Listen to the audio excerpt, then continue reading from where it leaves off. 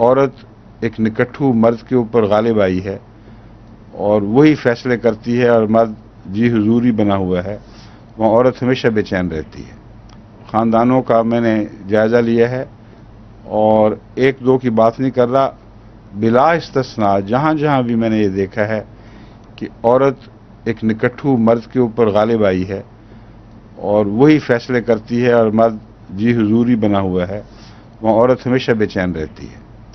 اس کو کبھی بھی حقیقی خوشی نصیب نہیں ہوتی اور اس کو غصہ آتا ہے کہ یہ نکھٹو آدمی کیوں میرے سامنے منقار زیر پر ہے، کیوں بات نہیں کرتا، کیوں اپنی اتھارٹی کو اسرٹ نہیں کرتا، اور لوگوں کے سامنے وہ ہمیشہ بیچاری ذلیل ہوتی ہے۔ اب آپ اپنے دائرہ علم میں نگاہ ڈال کے دیکھ لیں، اپنے تجربے کے دائرے میں، جہاں بھی ایسا خاندان ہو جہاں عورت زیادہ زبردست ہو اور مرد اس فوقیت کے باوجود جو خدا نے اس کو دی ہے اس سے وہ استفادہ نہ کرتا ہو، ایسے خاندان خوش نہیں رہتے اور ان کی اولادوں پر بھی ہمیشہ منفی اثر پڑتا ہے۔ ایسی عورتیں اپنی اولادوں پر بھی بد اثر ڈالتی ہیں، ایک اوپر کی اتھارٹی کا فقدان ہو کر اولاد سمجھتی ہے کہ مرد کو ہونا چاہیے،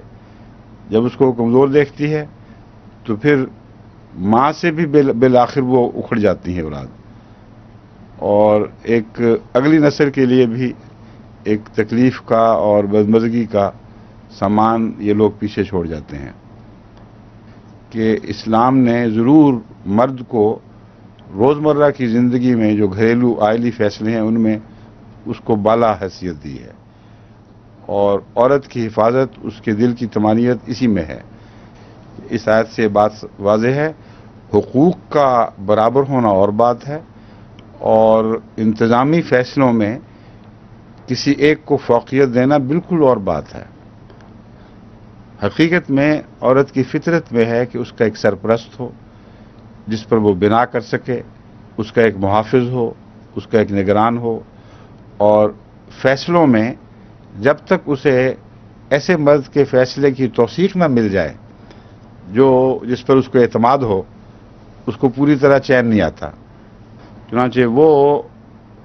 گھر جہاں مرد بھی آزاد جو مرضی کرتا پھرے اور عورت بھی آزاد